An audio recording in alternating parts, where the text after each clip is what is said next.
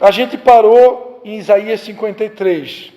Verdadeiramente Ele tomou sobre si as nossas enfermidades e as nossas dores levou sobre si.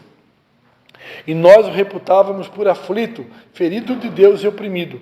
Mas Ele foi ferido por causa das nossas transgressões e moído por causa das nossas iniquidades. O castigo que nos traz a paz estava sobre Ele e pelas suas pisaduras fomos sarados. Amém? Tudo certo aí? Queria fazer uma pergunta? Não? Achei que tinha visto algum sinal. Então, a partir de agora, na continuidade, nós estamos estudando sobre Jesus, que é considerado o centro do Evangelho, a pessoa principal, o Filho de Deus. E a partir desse momento, nós vamos agora narrar para vocês, de acordo com o Dr. Barbet, que é um médico francês. Ele vai, segundo uma visão, uma ótica médica, ele vai narrar ou descrever, os sofrimentos de Jesus a partir do momento do Getsemane. Ok? Então, segundo esse médico, ele faz uma análise médica. No Getsemane, conforme Lucas 22, 44, Jesus entrou em agonia. E seu suor tornou-se como gotas de sangue a escorrer pela terra. O único evangelista que relatou o fato é um médico, Lucas, e o faz com a decisão de um clínico. O suar sangue, ou conhecido como hematidrose, é um fenômeno raríssimo. É produzido em condições excepcionais. Para provocá-lo, é necessário uma fraqueza física, acompanhada de um abatimento moral violento causado por uma profunda emoção, por um grande medo. O terror, o susto, a angústia terrível de sentir-se carregando todos os pecados dos homens devem ter esmagado Jesus. Tal tensão extrema produz o rompimento das finíssimas veias capilares que estão sobre as glândulas sudoríparas. O sangue se mistura ao suor e se concentra sobre a pele, e então escorre por todo o corpo até a terra. Em Lucas 23, do 1 ao 25, e João 19, do 1 ao 17, nós vamos ver o relato da flagelação e também da coroa de espinhos, que foi colocado sobre a cabeça de Jesus.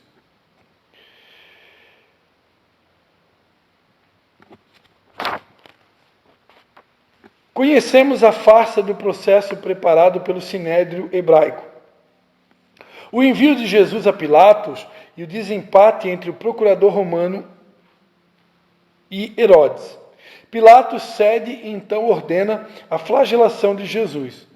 Os soldados despojam Jesus e o prendem pelo pulso a uma coluna do pátio. A flagelação se efetua com tiras de couro múltiplas, sobre as quais são fixadas bolinhas de chumbo e de pequenos ossos. Os carrascos devem ter sido 2, um de cada lado e de diferentes estaturas. Golpeiam com chibatadas a pele, já alterada por milhões de microscópicas hemorragias do suor de sangue. A pele se dilacera e se rompe, o sangue espirra. A cada golpe, Jesus reage em um sobressalto de dor. As forças se esvaem, um suor frio impregna a fronte, a cabeça gira e uma vertigem de náusea. Calafrios corroem ao longo das costas. Se não estivesse preso no alto pelos pulsos, cairia em uma poça de sangue. Depois, o escárnio da coroação. Com longos espinhos, mais duros que os de acácia, os algozes entrelaçam uma espécie de capacete e o aplicam sobre a cabeça. Os espinhos penetram no couro cabeludo, fazendo-o sangrar. Os cirurgiões sabem o quanto sangra o couro cabeludo. A caminhada até o Calvário. conforme está em Lucas 23, 26 ao 32. Essa a gente vai ler, tá bom? A gente não está lendo a Bíblia, vamos ler um pouquinho da Bíblia, né? Lucas 23, do 26 ao 32.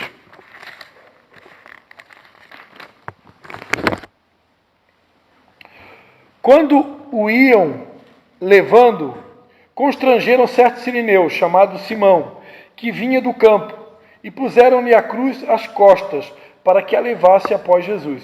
Seguia-o grande multidão, e também mulheres que batiam no peito e o lamentavam. Porém Jesus, voltando-se para elas, disse: Filhas de Jerusalém, não choreis por mim, chorai antes por vós mesmas e por vossos filhos, pois virão dias em que dirão: Bem-aventuradas as estéreis, ou os ventres que não geraram, e os peitos que não amamentaram.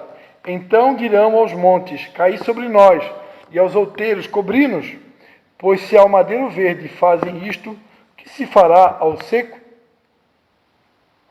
Levaram também outros 2 homens, que eram criminosos, para serem mortos com ele.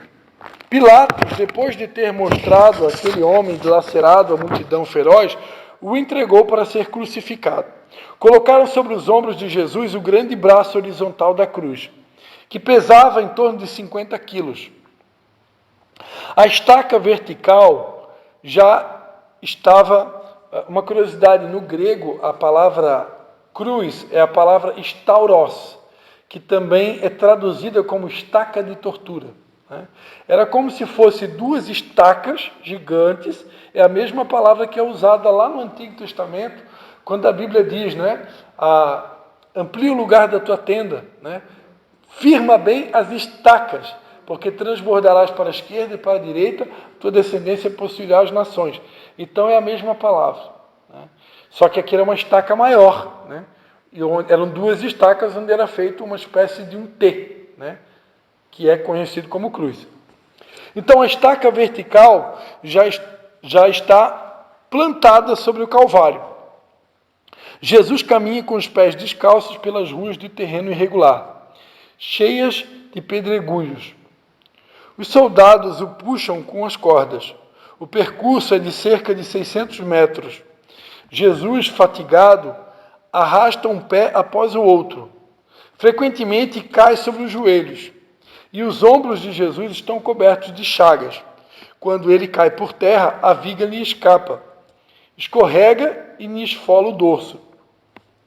Finalmente, para ganhar tempo, os soldados escolhem um homem na multidão, Simão, que vinha do campo, e puseram-lhe a estaca sobre suas costas, para que a levasse após Jesus.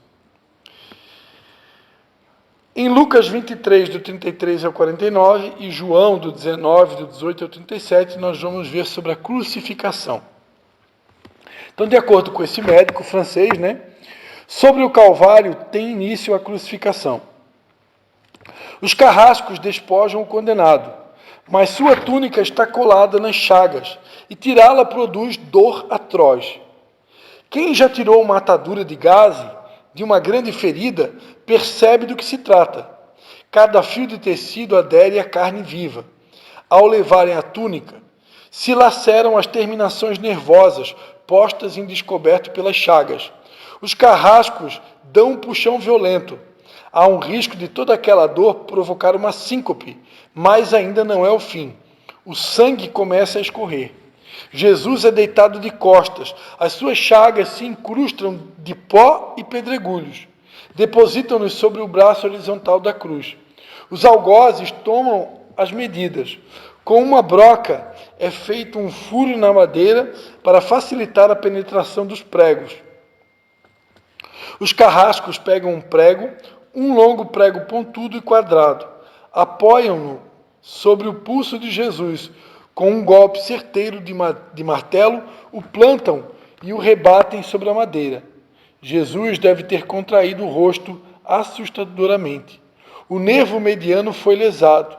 Pode-se imaginar aquilo que Jesus deve ter provado, uma dor lancinante, agudíssima, que se difundiu pelos dedos e espalhou-se pelos ombros, atingindo o cérebro.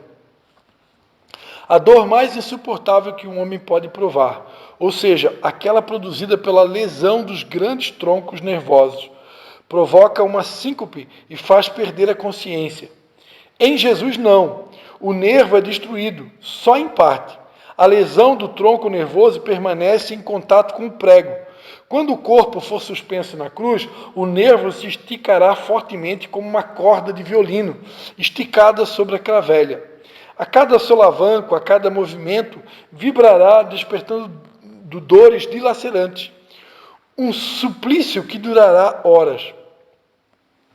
O carrasco e seu ajudante empunham a extremidade da trava, elevam Jesus, colocando-o primeiro sentado e depois em pé, consequentemente fazendo-o tombar para trás. O encostam na estaca vertical, depois rapidamente encaixam o braço horizontal da cruz sobre a estaca vertical. Os ombros da vítima esfregam dolorosamente sobre a madeira áspera. As pontas cortantes da grande coroa de espinho penetram o crânio. A cabeça de Jesus inclina-se para a frente, uma vez que o diâmetro da coroa o impede de apoiar-se na madeira. Cada vez que o mártir levanta a cabeça, recomeçam as pontadas agudas de dor. Pregam-lhe os pés. As horas na cruz. Jesus tem sede. Não bebeu desde a tarde anterior. Seu corpo é uma máscara de sangue. A boca está semiaberta e o lábio inferior começa a pender. A garganta seca lhe queima, mas ele não pode engolir. Tem sede. Um soldado lhe estende sobre a ponta de uma vara uma esponja embebida ácida, em uso entre os militares. Tudo aquilo é uma tortura atroz. Um estranho fenômeno se produz no corpo de Jesus. Os músculos dos braços se enrijecem em uma contração que vai se acentuando. Os deltoides ou bíceps esticados e levantados, os dedos se curvam. É como acontece a alguém ferido de tétano. Há isto que os médicos chamam de tetania. Quando os sintomas se generalizam, os músculos do abdômen se enrijecem em ondas imóveis. Em seguida, aqueles entre as costelas, os do pescoço e os respiratórios. A respiração se faz pouco a pouco mais curta. O ar entra em um sibilo, mas não consegue mais sair. Jesus respira com o ápice dos pulmões. Tem sede de ar, como um asmático em plena crise. Seu rosto pálido, pouco a pouco, se torna vermelho. Depois se torna num violeta purpúreo. E, enfim, em um cianítico. Jesus é envolvido pela asfixia. Os pulmões cheios de ar não podem mais esvaziar-se. A fronte está impregnada de suor. Os olhos saem fora de órbita. Mas o que acontece? Lentamente, com um esforço sobre-humano, Jesus toma um ponto de apoio sobre o prego dos pés.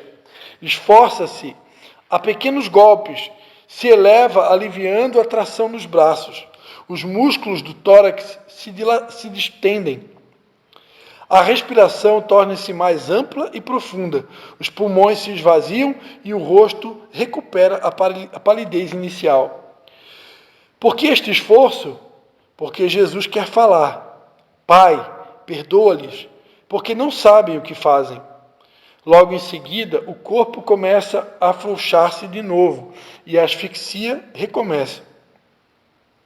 Foram transmitidas 7 frases pronunciadas por ele na cruz.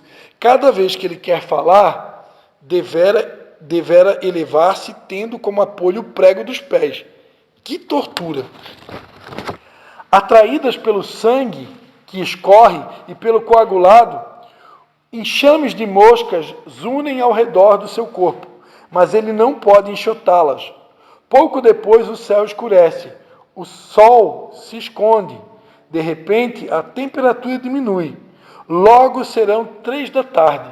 Todas as suas dores e sede, as câimbras, a asfixia, o latejar dos nervos medianos, me arrancam um lamento.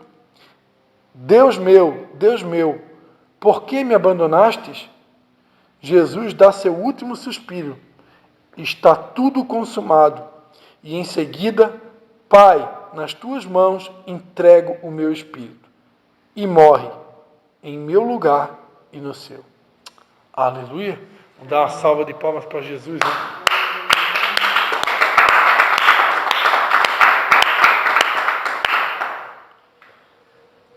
Se a gente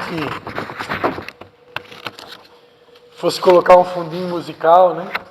Como a gente faz no culto de ceia, né? E ler isso daqui com uma voz assim de ator da Rede Globo, né? De Cid Moreira, não tem como a gente não cair em prantos, né? Porque o que ele sofreu por nós não tem como, nem como narrar em palavras, não tem como expressar, né? Aquela parte lá do encontro que o Lucas já fez, aquela parte lá que a gente escuta o barulho do treco. Meu Deus, quando eu fiz o meu primeiro encontro, eu me olhei de chorar. Hã? Tem um barulho, a gente escuta o barulho do prego. Depende de cada encontro, depende das pessoas que estão à frente.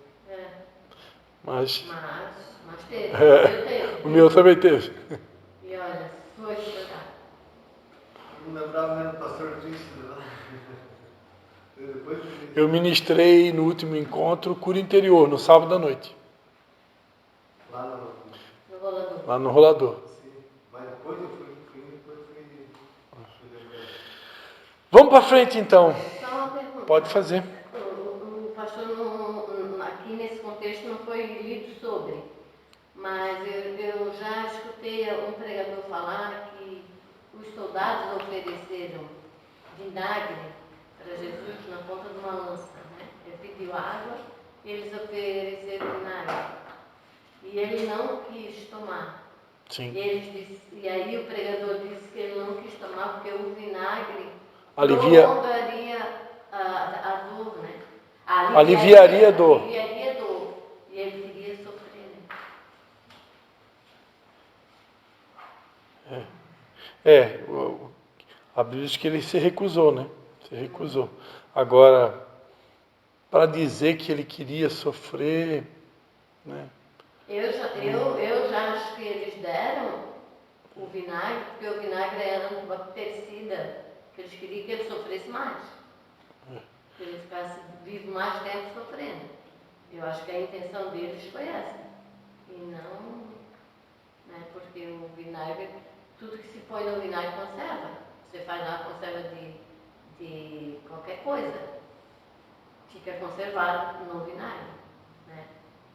Uma conserva de palmito, de qualquer chuchu, você tem que botar vinagre, se não botar vinagre, estraga. É possível, né, que ele tenha recusado qualquer tipo de anestesia, vamos dizer assim, né? É possível, né? Mas não tem como ter uma prova disso, ao menos que haja uma revelação do Espírito Santo, né? Eu não tenho essa revelação, mas posso dar uma pesquisada nos comentaristas bíblicos e estar repassando isso aí na próxima aula para a gente entender um pouco melhor, né? Essa questão. Jesus e a sua ressurreição. Todo mundo aí? A ressurreição de Jesus, narrada nos 4 evangelhos e citada por todo o Novo Testamento, representa seu triunfo e o triunfo de todo crente sobre a morte. A maior consequência do pecado na terra, agora, é derrotada pelo Filho de Deus. A morte não é mais empecilho para que passemos a eternidade com Deus. Jesus ressuscitou 3 dias após sua crucificação, no primeiro domingo após aquela sexta-feira de luto para seus discípulos. Conforme Mateus 28, do 5 ao 6. Né? Vamos ler? Abre aí Lucas, Mateus 28, do 5 ao 6. Pastor Alice, abre para nós aí Lucas, do 24, do 5 ao 7. Mateus 6. Lê para nós aí Mateus 28, do 5 ao 6.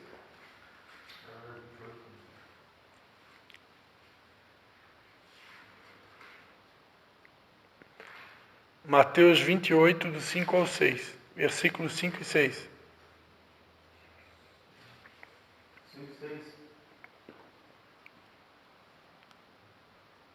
Mas o anjo respondendo disse às mulheres: sei que buscais a Jesus, que foi crucificado. Ele não está aqui, porque já ressuscitou, como havia dito. Vede o lugar onde o Senhor jazia.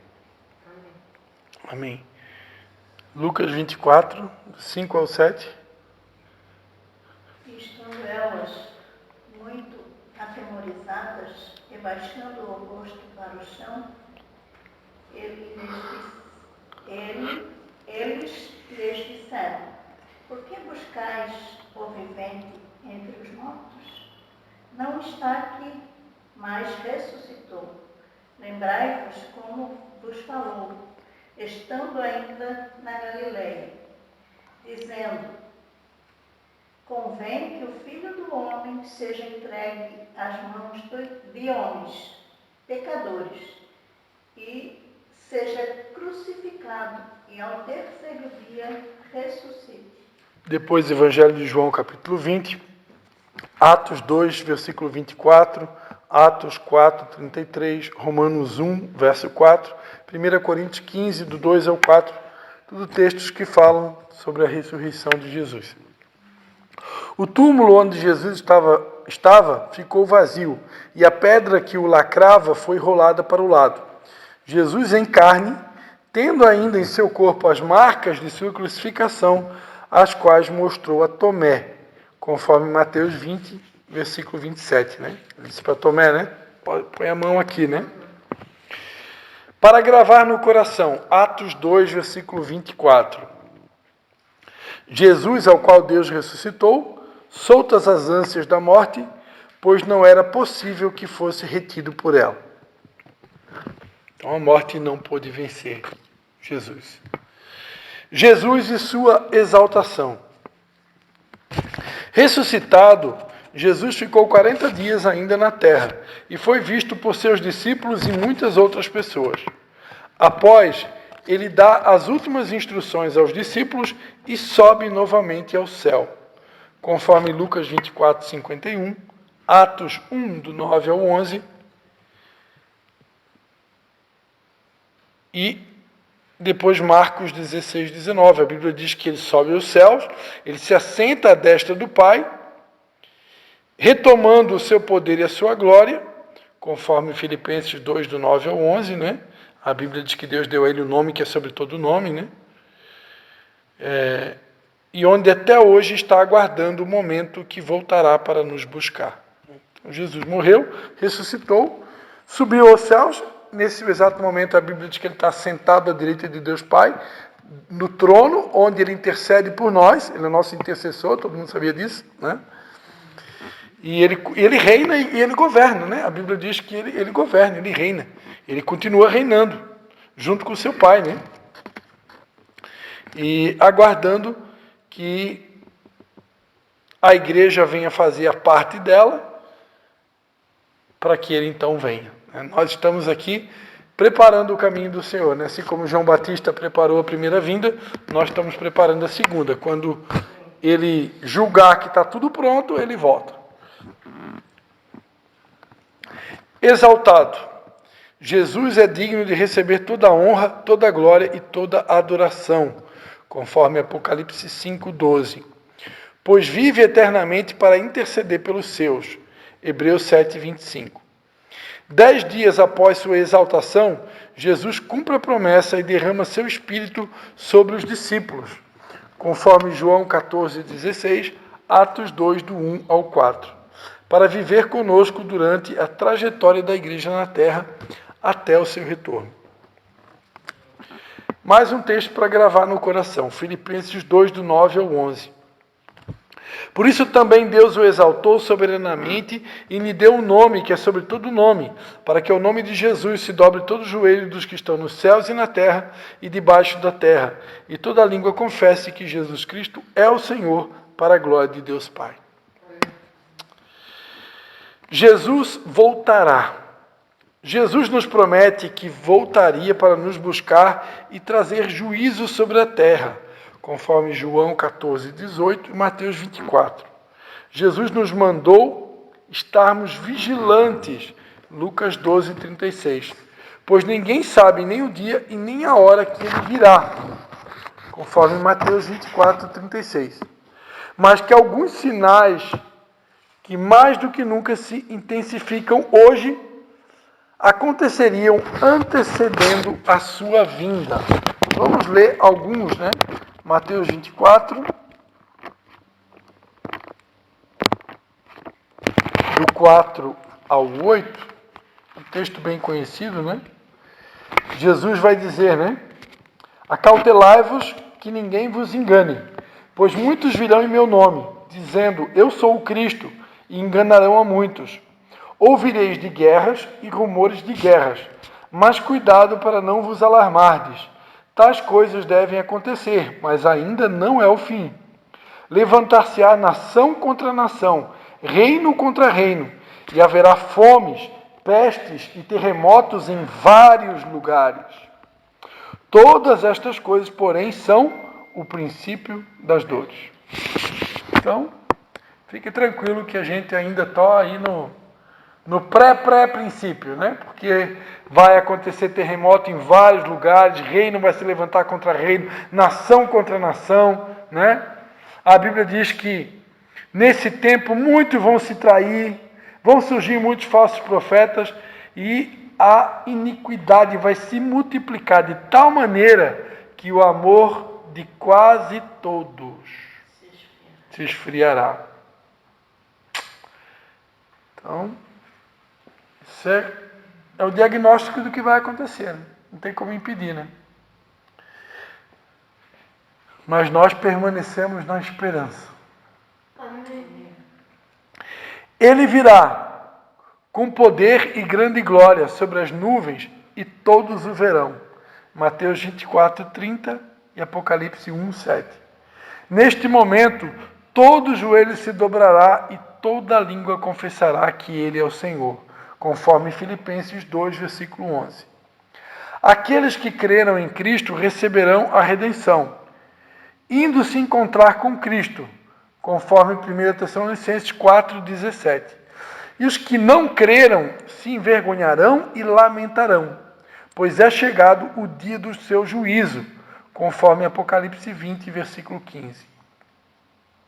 A volta de Jesus é iminente, será inesperada, num abrir e fechar de olhos, conforme 1 Coríntios 15, 52. Por isso, devemos estar preparados, conforme Mateus 25, do 1 ao 13. Né? Mateus 25, do 1 ao 13, vai contar a história da parábola das 10 virgens, né? 5 prudentes e 5 insensatas, né? 5 guardaram azeite, estavam vigilantes, aguardando a volta do noivo, e outras 5 não tinham azeite, né? E depois quiseram comprar de quem tinha, né? Quiseram comprar porque tinha, talvez, com certeza vai ter gente vendendo azeite nos últimos dias, né? Vai ter gente vendendo azeite, por isso que elas queriam comprar. Depois que Jesus voltar, os que ficarem vão ser mais perdoados? Como é que vai ser? Não. Durante a tribulação, as pessoas, nós acreditamos que a igreja vai ser arrebatada antes da tribulação, né? Durante a tribulação, aqueles que aceitarem a Cristo vão ser salvos. Né? A Bíblia fala, inclusive, em Apocalipse, de 144 mil judeus que vão ser selados. São 144 mil judeus que vão aceitar Cristo na tribulação. Que as testemunhas de Jeová acreditam que 144 mil é o número de todas as almas que vão ser salvas, né? Ou seja, todas elas testemunhas de Jeová. Pode ser que esse conceito nem mudou, isso é coisa da minha época, eles ensinavam assim, né? Mas a Bíblia é clara que ali são 144 mil judeus, né, que vão ser selados durante a tribulação. Porque, em primeira instância, a tribulação, ela vem realmente para purificar o judeu. Porque Deus tem uma aliança com esse povo, né? Só que como esse povo rejeitou a Cristo, a Bíblia diz que ele veio para os seus, ou seja, Jesus veio para o judeu, e o judeu rejeitou a Cristo, então isso vai trazer uma consequência sobre eles, né? Deus tem uma aliança com ele, Deus não pode remover a aliança, ele fez essa aliança primeiramente com Abraão, né? Então Deus não pode ser contra a aliança, porém, como eles rejeitaram a Cristo, vai haver uma purificação, que é chamada de tribulação e grande tribulação. Então vai haver um grande sofrimento, e aí vai se cumprir aquele ditado popular, né? Quem não vem pelo amor, né, vem pela dor, né? Então, infelizmente, vai ser em meio à dor, mas em meio à dor eles vão, 144 mil vão se converter, né? Fora os que já se converteram, né? Porque tem muito judeu crente no mundo hoje, né? São chamados de judeus messiânicos, né? Então não é um percentual muito grande, né? Mas tem. O nosso guia, quando eu ia para a pastora Mena, foi A Israel, ele já era um judeu convertido. Judeu convertido, olha só. Né? Já foi Israel? Foi, pastor Alice foi. Lá No Jardim do Getsemane. Inclusive, a gente estava... já tive esse Eu privilégio. quero ir um dia, né? Em nome de Jesus, eu vou. E eu creio que está se aproximando. Deus vai abrir a porta, Deus vai fazer. As portas já estão se abrindo, já. Para gravar no coração. Mateus 24, 30. Então aparecerá no céu o sinal do Filho do Homem, e todas as tribos da terra se lamentarão, e verão o Filho do Homem vindo sobre as nuvens do céu, com poder e grande glória. Amém?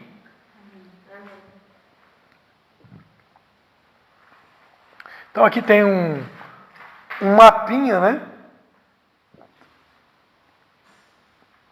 Desde a criação, o Verbo que estava na eternidade, né? Que se fez carne, que habitou entre nós, que é Jesus. Aí a criação, o tempo de Abraão, o tempo de Moisés, a chegada de Jesus, né? Que se fez carne e habitou entre nós, que se tornou homem, Deus que se tornou homem, que estava limitado às limitações de um homem comum, às tentações de um homem comum, e mesmo como homem, sujeito às tentações e limitações, ele não pecou, ele cumpriu o propósito pelo qual ele foi enviado à terra, ensinou a palavra do Pai, o Evangelho, fez muitos milagres, deu exemplo, e por último, ele morreu, venceu a morte, enviou o seu Espírito, né? Ressuscitou, foi exaltado, está sentado à direita de Deus, de lá onde ele intercede por nós, enviou o seu Espírito, né? E agora nós estamos vivendo esse período na Terra, que é o período onde o Espírito de Deus está com a igreja, né? Então, nós não estamos sozinhos, né? Não estamos sós. Né?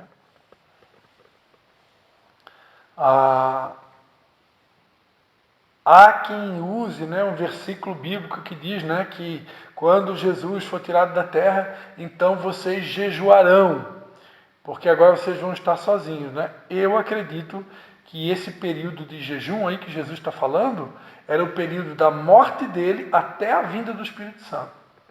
Porque com a vinda do Espírito Santo, o Espírito Santo e Jesus, eles são um mesmo.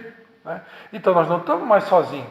Então jejuar porque Jesus não está comigo, isso é uma incoerência bíblica. Porque Jesus está comigo sim. Ele é meu Emmanuel.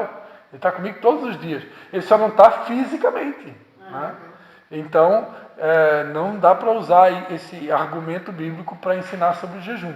Pode usar outros textos bíblicos, mas não esse. Né? Porque nós não estamos sozinhos, não. Né? E quando Jesus esteve aqui na terra, ele disse, né? Por que vocês estão tristes? Né? Por que vocês jejuam se o Filho do Homem está com vocês? Né? Jesus disse, né? Então, a mesma coisa hoje. Por que eu vou ficar triste se o Espírito Santo está comigo? Né? A gente fica triste por quê? Porque falta fé. A gente olha para o vento, olha para a tempestade, olha para as circunstâncias, as coisas não acontecem como a gente gostaria, aí a gente é ser humano, a gente tem alma, aí a gente fica triste. Mas, espiritualmente falando, nós não deveríamos ficar tristes. Porque, espiritualmente falando, nós temos a vida eterna, nós somos salvos, vamos morar com Deus, o O Espírito Santo está com a gente todos os dias, nós temos livre acesso à presença de Deus, nós somos os escolhidos, nem olhos viram, nem ouvidos ouviram, nem jamais penetrou no nosso coração que Deus tem preparado para nós. Vamos comer o melhor dessa terra? Eu já estou comendo. Amém. Eu já estou comendo. Ó, domingo passado comi camarão. No outro domingo, camarão. Esse domingo, tainha. Minha esposa que fez, né? Glória a Deus. Meu Deus, a gente come bem demais, tá louco? Né? Nós somos pobres, não temos dinheiro, mas comer, come bem. Eu já estou comendo melhor dessa terra. Né? De vez em quando sai até um delivery, né? Sai um sushi, sai uma pizza, uma coisa diferente. Olha só, encerramos a lição quem é Jesus. Glória a Deus. Amém? Passou tão rápido.